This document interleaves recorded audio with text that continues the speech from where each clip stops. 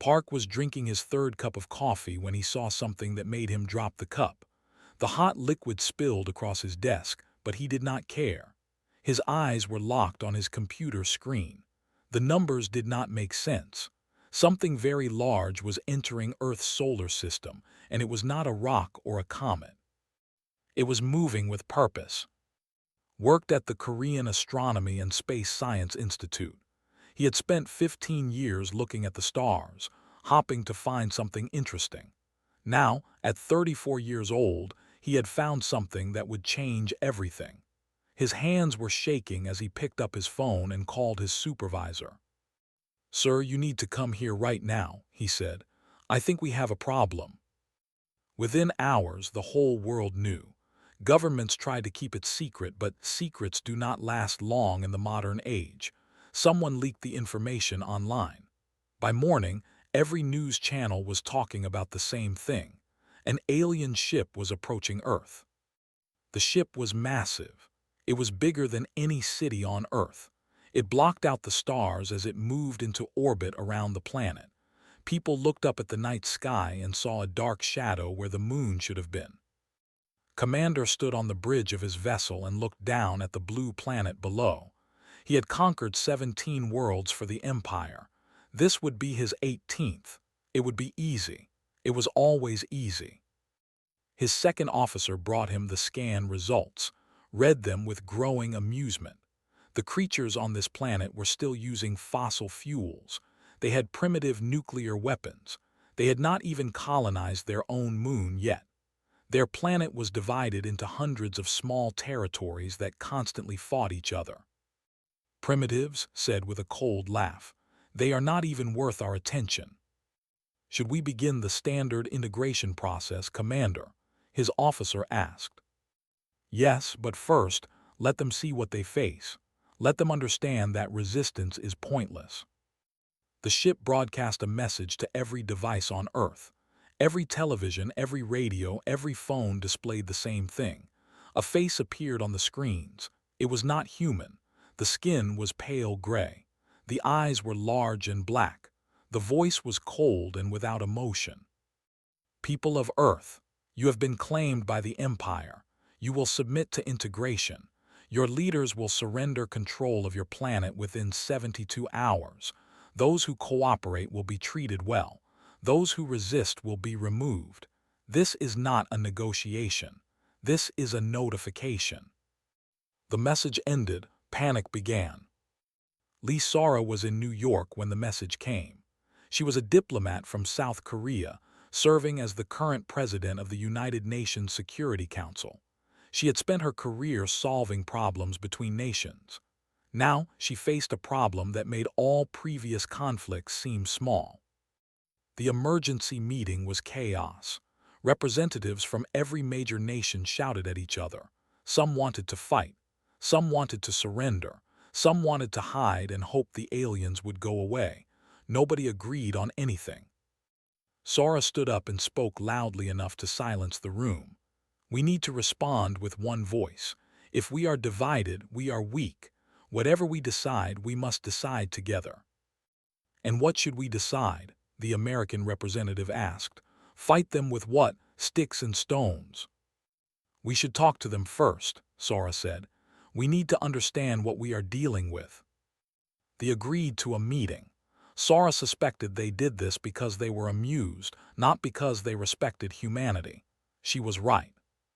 Commander appeared as a hologram in the UN General Assembly. He was tall, nearly 3 meters, with long arms and fingers that had too many joints. He looked at the gathered humans the way a person might look at insects. "You wish to negotiate," said. It was not a question. "We wish to understand," Sara replied. She kept her voice calm even though her heart was beating fast. "Why have you come here? What do you want from us?" "Your planet has resources we need. Your species will provide labor for our empire. This is the natural order. The strong take from the weak. You are weak. We have done nothing to harm you. We did not even know you existed." Made a sound that might have been a laugh. "You misunderstand. This is not punishment. This is simply how the universe works. We have conquered 17 worlds. Not one has successfully resisted. Your technology is centuries behind ours. Your species cannot even stop fighting itself. You have no hope of defeating us." Sora felt anger rising in her chest, but she pushed it down. "What happens if we refuse to surrender?" "Then we will pacify your planet by force. We will reduce your population to a manageable number. The survivors will serve. The result will be the same, but with more death. The choice is yours." The hologram disappeared.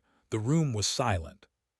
Far from New York, in a military base in South Korea, General watched the broadcast with cold eyes. He was 60 years old.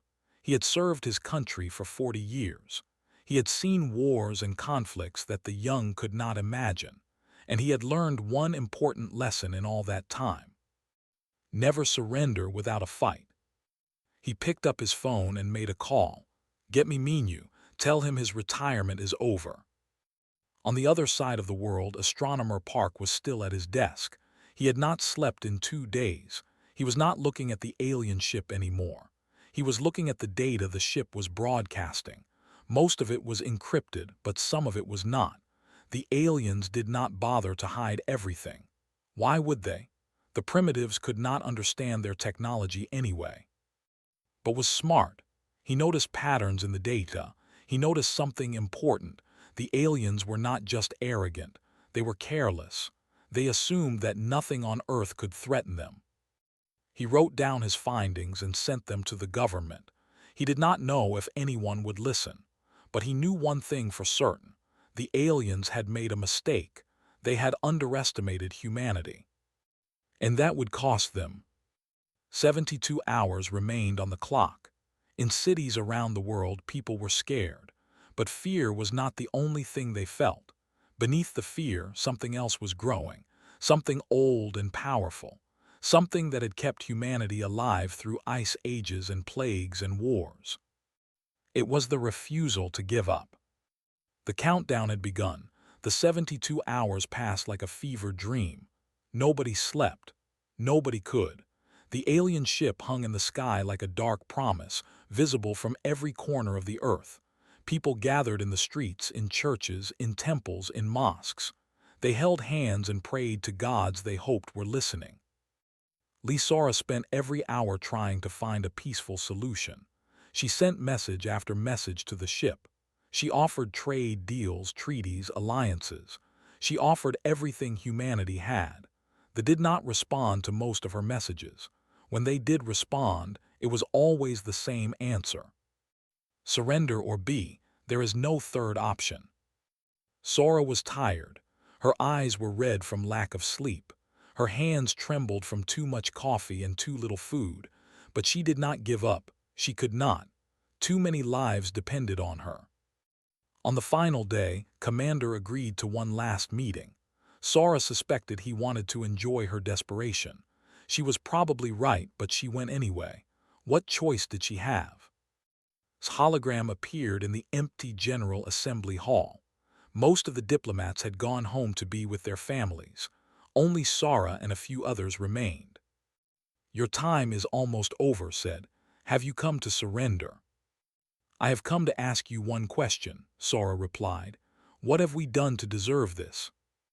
Tilted his head. For a moment he looked genuinely confused. "You exist. You have resources. That is sufficient reason.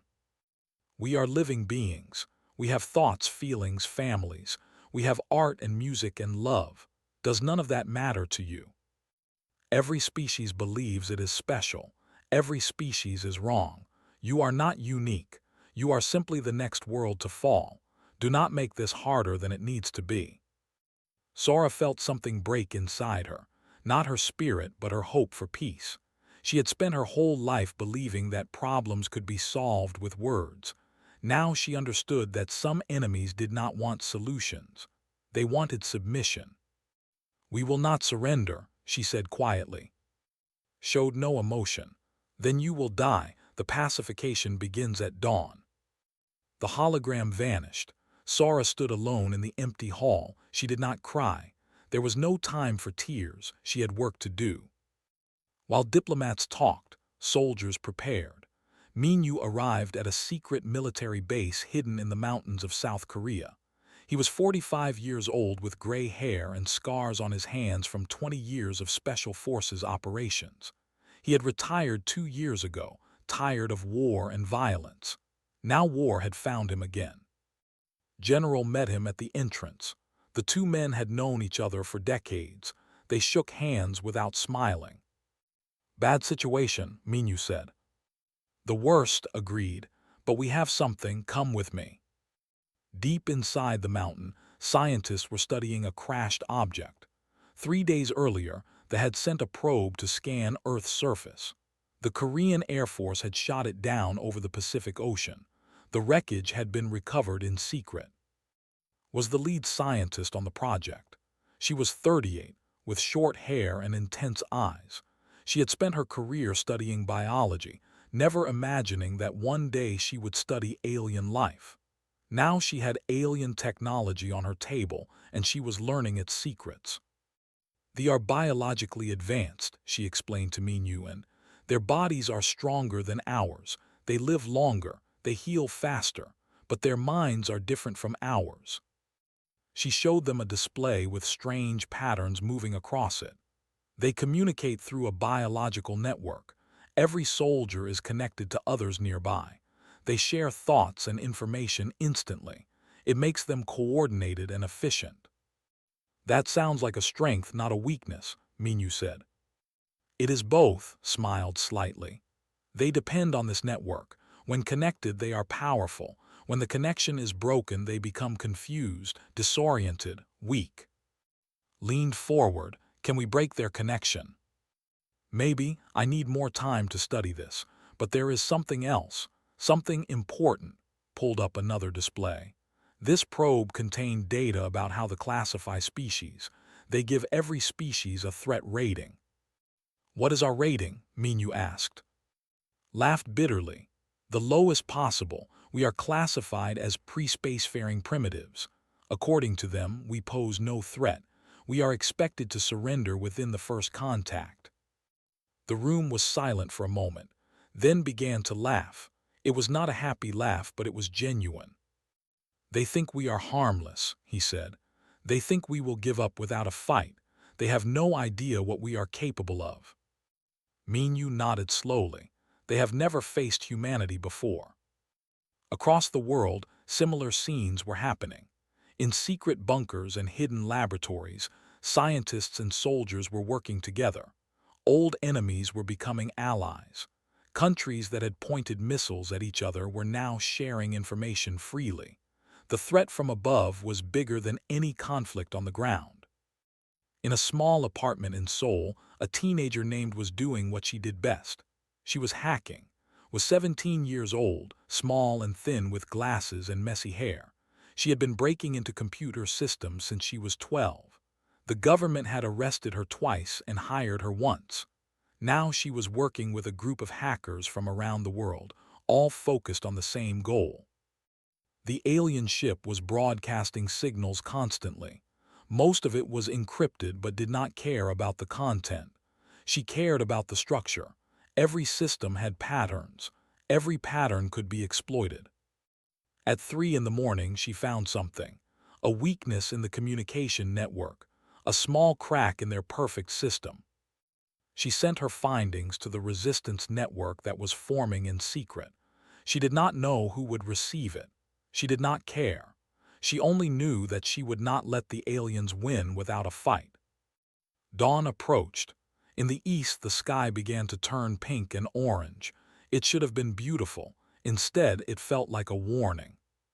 Commander gave the order, "Begin pacification." The first strikes hit military bases around the world. Light fell from the sky like the judgment of angry gods. Entire installations were destroyed in seconds. The heat was so intense that sand turned to glass. Metal melted. Soldiers died before they could even see what hit them. Humanity's war had begun. Lee Sara was in a bunker when the attack started. She felt the ground shake beneath her feet. Dust fell from the ceiling. Somewhere above, the world was burning. But she was still alive. and while she lived, she would fight. She picked up a radio and broadcast a message to anyone who could hear. "This is Lee Sara. The United Nations building has been destroyed, but we are not defeated. We are still here. We will always be here.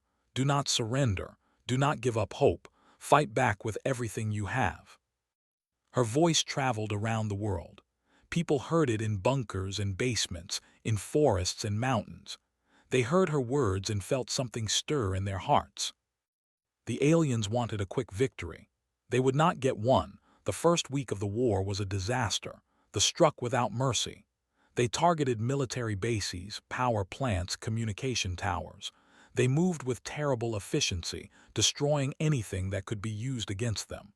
The sky was filled with fire and smoke. Cities that had stood for centuries burned in minutes. Humanity lost 40% of its organized military in those first terrible days. Generals and admirals trained for wars between nations found themselves fighting an enemy they could not touch. Weapons could strike from orbit. Human missiles could barely reach the atmosphere. It was not a battle. It was a slaughter. Commander watched the destruction from his ship and felt satisfied. Everything was going according to plan. The primitives were dying. Soon they would surrender.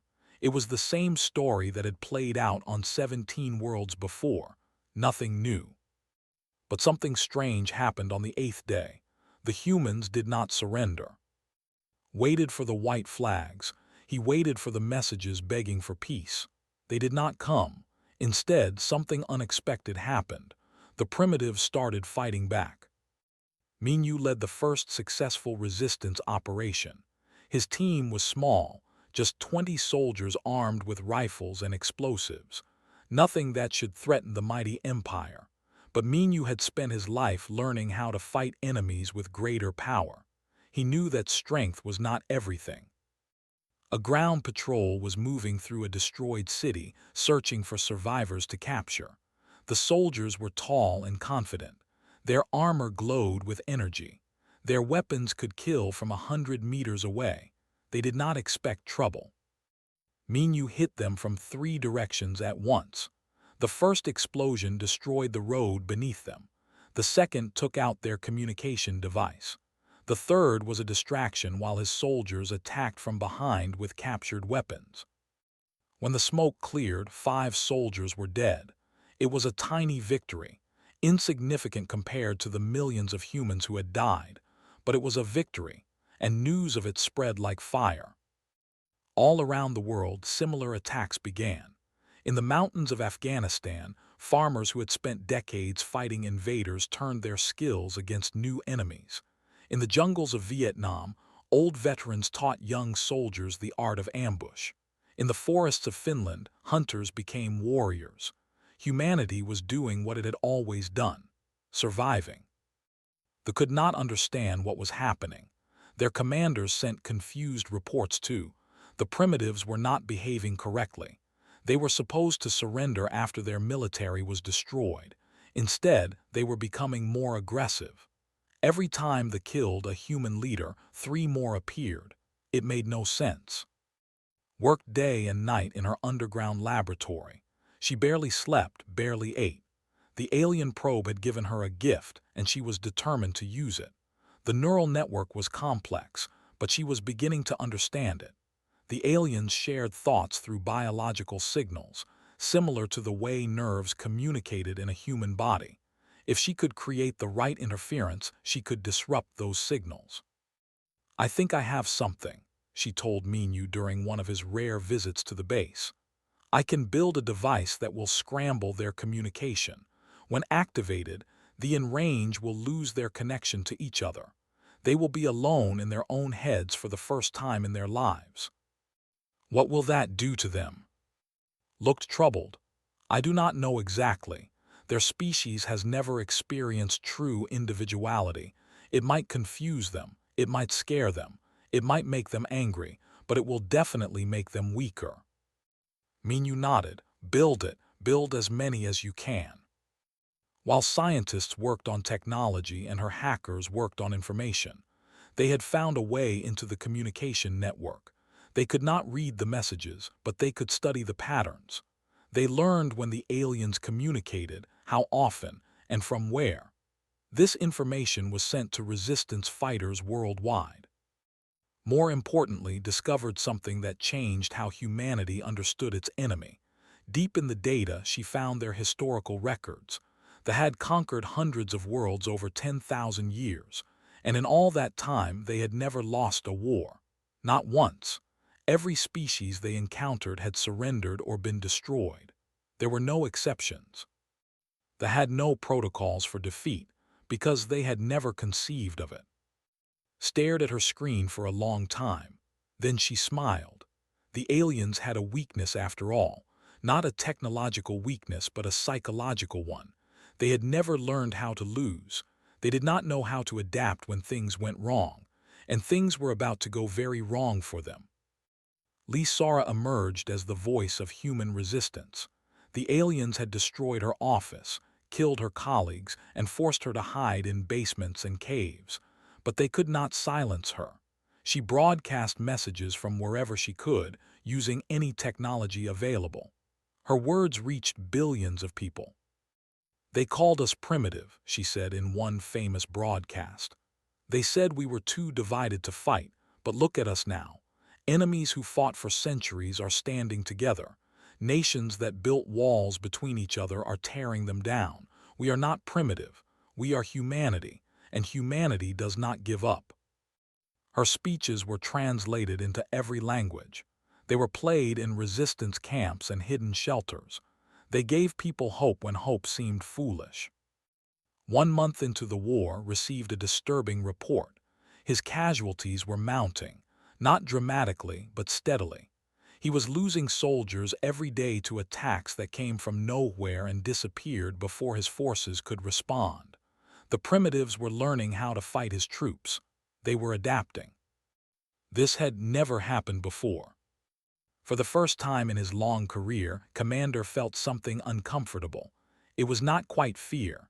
It was something closer to confusion. The universe was not working the way it was supposed to. The weak were supposed to fall before the strong. The primitives were supposed to surrender. But they were not surrendering. They were fighting, and slowly, impossibly, they were learning how to win. Sent a message to the Empire requesting additional resources. The response came quickly. It was dismissive. A single world of primitives does not require reinforcement. Complete your mission. He read the message several times. Then he deleted it. The Empire did not understand. Perhaps they could not understand. They had conquered so many worlds that they had forgotten what true resistance looked like. But was beginning to remember, and it worried him. In a small village in the mountains of Korea, a group of survivors gathered around a fire. They were farmers and teachers and students, people who had never held weapons before the invasion. Now they were soldiers. They had learned to fight. They had learned to kill. An old woman looked up at the sky where the alien ship blocked out the stars. They think they know us, she said. They think we are weak because we are small, but we have survived ice and fire and war. We have survived everything this world could throw at us for 100,000 years. We will survive this too. The people around the fire nodded. They believed her. They had no choice but to believe. The war was not over. It had barely begun, and humanity was just starting to show its true nature. 3 months had passed since the invasion began. Commander stood at the observation window of his ship and stared down at the planet below. It should have been conquered by now. His reports said it was not. The pacification was supposed to take weeks. Instead, his forces were trapped in endless fighting. The humans used tactics that made no sense to him. They attacked and disappeared. They sacrificed small groups to protect large ones. They turned buildings into traps and roads into killing grounds. They fought with weapons made from garbage and metal, and somehow those primitive weapons killed his soldiers. Had conquered 17 worlds. On all of them the pattern was the same. Destroy the military, kill the leaders, and the population surrenders. Simple, efficient. But these humans did not follow the pattern. When he killed their leaders, new leaders appeared. When he destroyed their armies, civilians became soldiers. When he burned their cities, they hid in forests and mountains and fought even harder. It was maddening. In a hidden base deep underground, Minyu and his team celebrated a rare victory. They had captured a high-ranking officer. It was the first time in the war that humans had taken a living prisoner of such importance. The officer was called, and he was terrified. This surprised everyone. They were supposed to be emotionless and cold, but shook and trembled when they questioned him. His large eyes darted around the room looking for his comrades. There were no comrades here. He was alone. Conducted the interrogation with Minyu beside her. They did not use torture. They did not need to. The loneliness was torture enough for. "Why do you shake?" asked. "Are you cold?" "I am alone," whispered. "I cannot feel the others. The network is silent. How do you live like this? How do you bear the silence?" And Minyu exchanged looks. They were learning something important. They were connected at all times. They shared thoughts and feelings like a single organism. Being separated from that network was worse than physical pain for them. "Tell us about your ships," Minyu said. "Tell us about your weapons." He talked for hours. He told them everything because talking was the only way to fill the terrible silence in his head. He told them about battle formations, which never changed because they had never needed to change. He told them about the ships that followed predictable routes because no enemy had ever threatened them in space. He told them about soldiers trained for quick suppression, not prolonged combat. They had won so many wars that they had forgotten how to fight hard ones. "One more question," said. "What do you know about humanity now that you did not know before?" Was quiet for a long moment. When he spoke, his voice was different, softer, almost respectful. "You are wrong," he said. "The classification was wrong. You are not primitives. You are survivors. You have been fighting each other for your entire existence. War is in your blood. We thought this made you weak, divided. But it made you strong. Every human is a warrior. Every human knows how to adapt to change to fight against impossible odds." He looked at Minyu with something like wonder. "We have never faced anything like you." Captain O was 28 years old. She had joined the Air Force because she loved to fly. She never expected to become a warrior, but they had killed her entire unit in the first wave of attacks. She was the only survivor.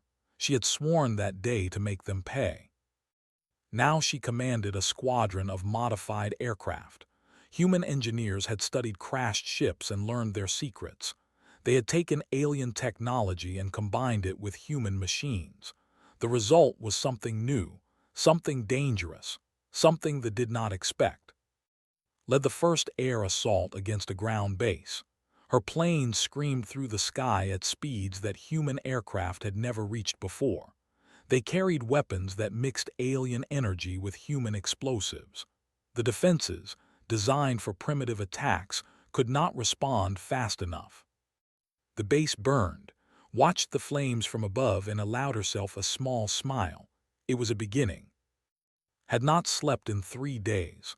Her eyes were red and her hands shook from too much caffeine, but she had done it. She had found a way to inject false information into the communication network. She could not read their messages, but she could create fake ones. She could make them see enemies that did not exist. She could make them ignore enemies that did. She tested her work during a resistance attack in Japan. While human fighters struck from the east, fake signals told that the real attack was coming from the west. The aliens turned to face nothing. The humans destroyed them from behind. It was beautiful. The combined assault came on a clear morning. Everything humanity had learned, everything they had built, everything they had suffered for came together in a single coordinated strike. Neural disruptors were deployed across 6 continents. When they activated, soldiers across the world suddenly found themselves alone. The network that connected them fell silent. They stumbled and fell, clutching their heads. Some screamed. Some simply stood frozen, unable to function without guidance. Captain squadrons hit positions from the air while the aliens were confused. Minu's ground forces attacked from hidden positions, flooded the enemy network with false signals that turned their own troops against each other. For the first time in the war, humans reclaimed territory. Cities that had been under control for months suddenly became free. Alien soldiers retreated in disarray. The impossible was happening. Commander watched the reports with growing horror. His forces were falling back. His officers were requesting reinforcements. His soldiers were being defeated by primitives with barely functional technology. He sent an urgent message to the Empire. Situation critical. Require immediate support. The primitives are more capable than anticipated. The response took 2 days. When it came, read it with cold fury. Reinforcement request. Resources cannot be wasted on a primitive world. Complete your mission or be replaced. They did not understand. They could not understand. The Empire had grown so used to easy victories that they had forgotten what defeat looked like, but was looking at it now. He called his remaining officers to a meeting. Their faces showed something he had never seen in soldiers before: fear.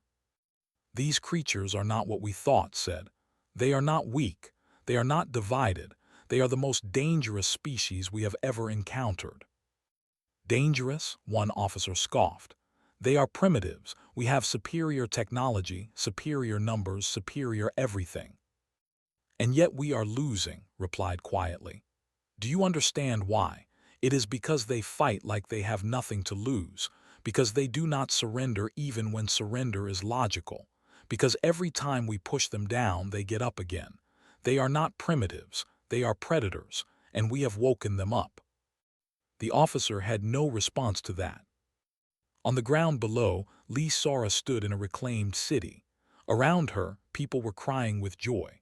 They hugged each other and waved flags. Children who had spent months hiding underground saw sunlight for the first time. A reporter approached her. What would you say to the aliens now? Sora looked up at the sky where the massive ship still floated, but it no longer seemed so frightening. It seemed like a target. I would say this, she replied. You made a mistake. You saw us fighting each other and thought we were weak, but we were just practicing. Now we have a real enemy, and we will not stop until you are gone from our sky. Her words were broadcast around the world. People heard them and felt their hearts swell with pride. The war was not over, but the tide was turning. Humanity was winning. 6 months had passed since they arrived. Commander looked at the reports on his screen and felt something his species rarely experienced: despair. He had lost 60% of his ground forces. The primitives, the creatures classified as no threat, had killed thousands of soldiers. His remaining troops were demoralized and confused. They had never faced extended combat before. They did not know how to handle losses. They did not know how to keep fighting when victory seemed impossible. The irony was bitter. For 10,000 years, they had taught other species to surrender. Now they were learning what it felt like to face an enemy that refused. The Empire continued to deny his requests for reinforcement. They still believed this was a minor problem. They still thought that one primitive world could not possibly threaten their mighty fleet. Knew better now. He had watched his soldiers die. He had seen the fire in human eyes. He understood what he was facing. And he was afraid. The final offensive was planned in a bunker deep beneath the mountains of Korea. Representatives from every surviving nation gathered around a table covered with maps and screens. Old enemies sat side by side, united by something stronger than their ancient hatreds. Minu explained the ground assault. His forces would strike positions simultaneously across every continent. The goal was not to kill aliens, but to force them to spread their remaining troops thin. Captain O presented the air plan. Her squadrons, now equipped with fully integrated alien technology, would target the supply lines. Without supplies, even advanced soldiers could not fight. Showed her latest creation. She had improved the neural disruptor. The new version could be broadcast from captured equipment, affecting a much larger area. When activated, every soldier on Earth would experience complete isolation from their network. Grinned as she explained her part. Her hackers had planted a virus in the command system. When the attack began, the virus would flood their network with contradictory orders. The aliens would not know what was real and what was fake. They would be fighting blind. General stood at the head of the table. He was tired. They were all tired. 6 months of war had aged everyone. But his eyes were still sharp, his voice still strong. "This is our moment," he said. "We have bled for this. We have died for this. Tomorrow we take our planet back." No one cheered. They were too tired for cheering, but they nodded. They believed. Lisara delivered one final broadcast that night. It reached every corner of the world where humans still fought. "Tomorrow we face the enemy one last time," she said. "I will not lie to you. Some of us will not survive. Some of us will fall before we see victory. But our children will remember this day. They will remember that when the universe sent monsters to our door, we did not run. We did not hide. We stood up and fought." She paused. When she spoke again, her voice was fierce. "They called us primitive. They said we were too divided, too weak, too small. They were wrong about everything. We are stubborn. We are adaptable. We are humans. And we do not surrender. Not today, not ever." The broadcast ended. Across the world, soldiers prepared for battle. Families said goodbye. People prayed to their gods or simply held each other in the darkness. Dawn came slowly. The sky turned from black to gray to pink. It was beautiful in a terrible way. The last sunrise before the final battle. The attack began at 6 in the morning, local time across every time zone. For 1 hour, the planet Earth became a single battlefield.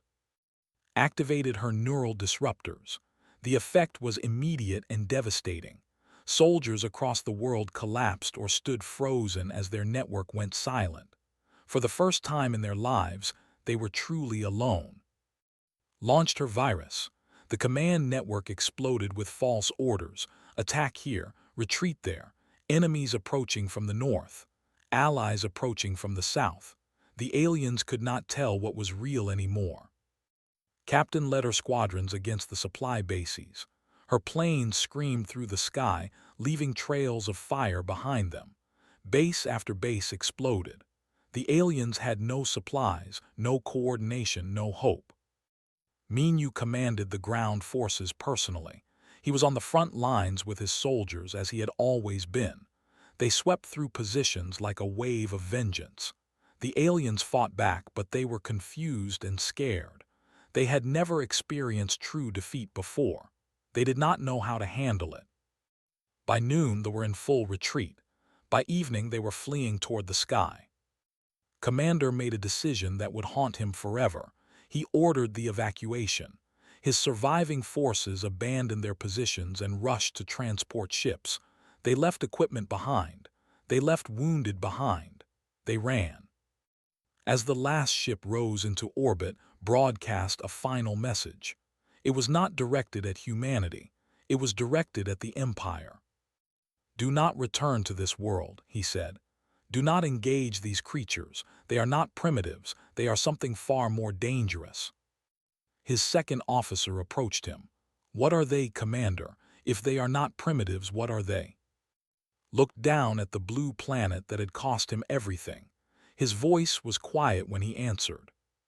"They are survivors. They have been fighting themselves for their entire existence. Every war, every conflict, every struggle has made them stronger. We were simply the first external enemy worth uniting against." He paused. "We did not conquer them. We awakened them. And now the galaxy will pay for our arrogance." The fleet vanished into the darkness of space. They did not look back. On Earth, the celebration lasted for days. People poured into the streets. They sang and danced and cried. Strangers embraced each other. Enemies became friends. For one brief, shining moment, humanity was truly united. 1 year later, Park stood before a massive construction site. The astronomer who had first detected the alien ship was now leading humanity's greatest project. Before him stood the skeleton of a starship. Not a ship exactly, but something new. Something that combined alien technology with human innovation. "How long until it is ready?" Lisora asked. She stood beside him, watching the workers and robots swarm over the growing vessel. 2 years, maybe 3, replied.